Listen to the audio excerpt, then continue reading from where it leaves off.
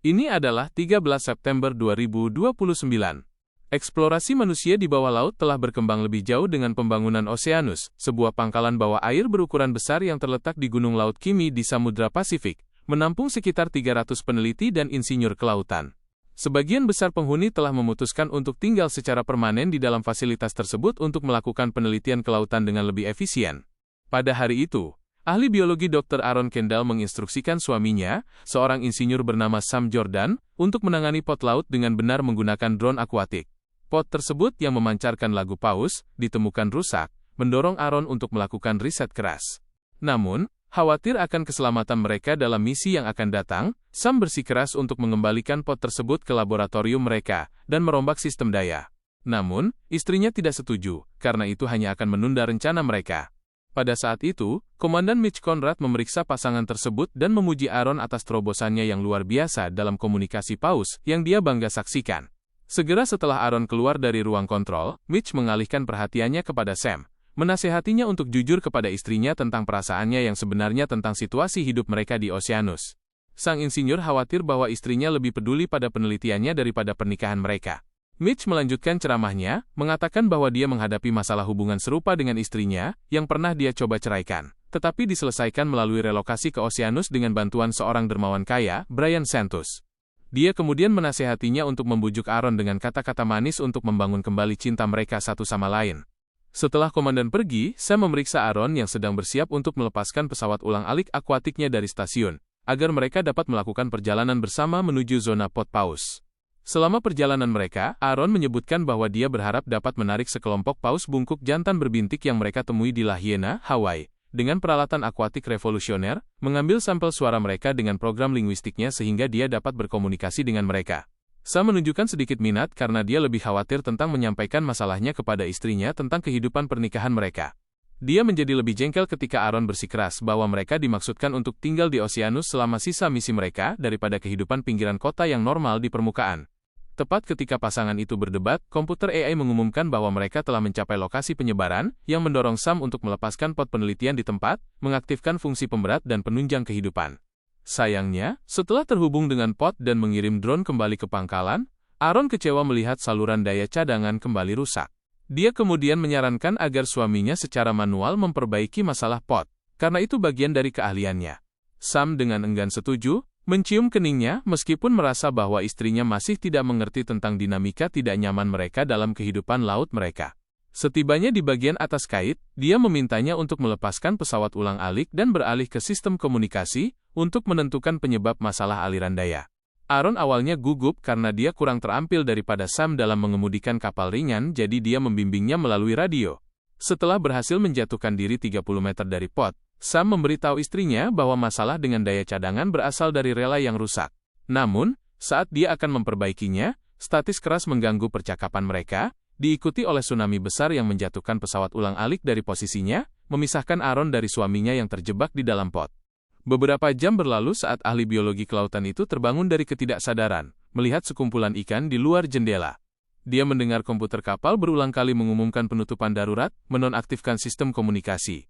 Dia buru-buru mencoba menghubungi Sam melalui radio, tetapi dia tidak dapat melakukan komunikasi apapun dengan suaminya. Tanpa jalan lain selain menemukan pot, dia mengencangkan sabuk pengamannya dan mengemudikan pesawat ulang-alik menuju permukaan laut. Betapa ngerinya, dia menemukan langit mendung gelap yang bersinar merah saat meteor besar jatuh ke laut, mendorongnya untuk menyelam lebih dalam dan menghindari tabrakan. Beberapa menit berlalu, dan Aaron terus menghubungi pangkalan Oceanus di saluran darurat. Untungnya, Komandan Mitch menerima sinyalnya, merasa lega bahwa dia selamat.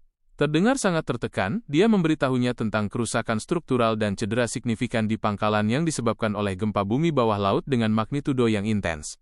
Dia berteori bahwa bencana global sedang terjadi dan menyarankan Aaron untuk kembali ke Oceanus tanpa mencari Sam, karena pesawat ulang-alik tidak memiliki cukup oksigen untuk menopangnya saat melonjak. Meskipun agak patah semangat oleh kata-kata perpisahan komandan, ahli biologi itu segera kembali ke terminalnya dan mempelajari arah tsunami untuk menentukan keberadaan pot yang hilang. Setelah mencatat koordinat terakhir yang diketahui, dia mengemudikan pesawat ulang-alik kembali ke zona gelombang kejut. Setelah mencapai beberapa meter, komputer memberinya peringatan tentang adanya logam, menunjukkan bahwa pot mungkin mengambang di dekatnya. Namun, setibanya di lokasi, dia terkejut melihat jet penumpang besar yang tenggelam ke laut akibat meteor yang jatuh. Dia kemudian menyetel pesawat ulang-alik ke autopilot sementara dia roboh, merasa putus asa dengan upaya pencarian dan penyelamatannya. Setelah itu, dia mengambil sebotol air dari lemari penyimpanan, dan melihat gambar dirinya dan suaminya menjalani kehidupan bahagia sebelum Oceanus.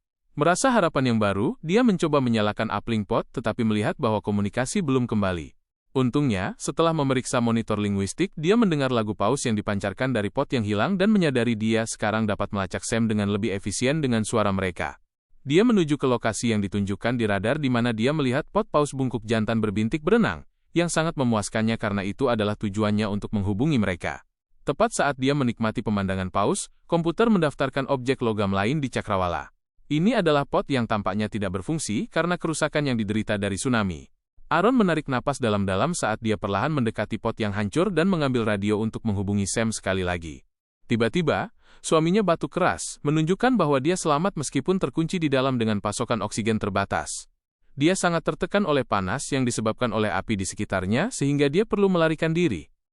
Aaron menjelaskan kesulitannya dalam merapatkan pesawat ulang-alik ke pot karena mengapung ke samping, jadi Sam menginstruksikannya untuk memasukkan koordinat posisi ke dalam sistem dan menyalakan fungsi dock otomatis. Akhirnya, dalam hitungan detik, perapatan selesai, yang sangat melegakan ahli biologi yang membuka kait dan bersatu kembali dengan suaminya.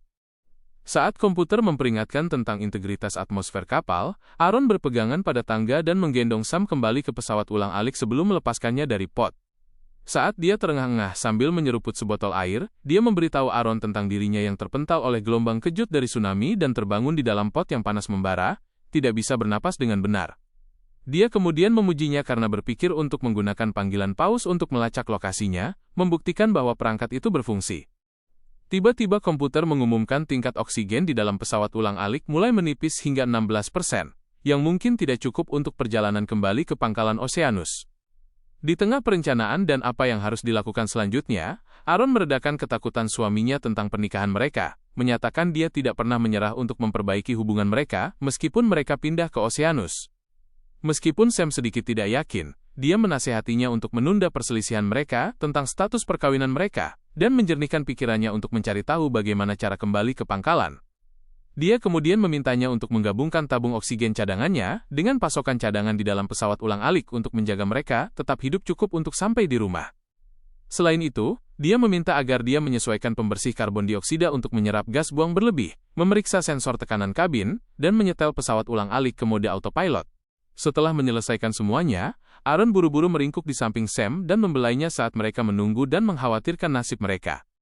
Sang insinyur berteori bahwa peristiwa yang menyebabkan meteor jatuh dari langit mungkin merupakan tanda bahwa dunia akan berakhir. Aaron bertanya kepadanya apa yang harus mereka lakukan selanjutnya, yang Sam juga tidak tahu.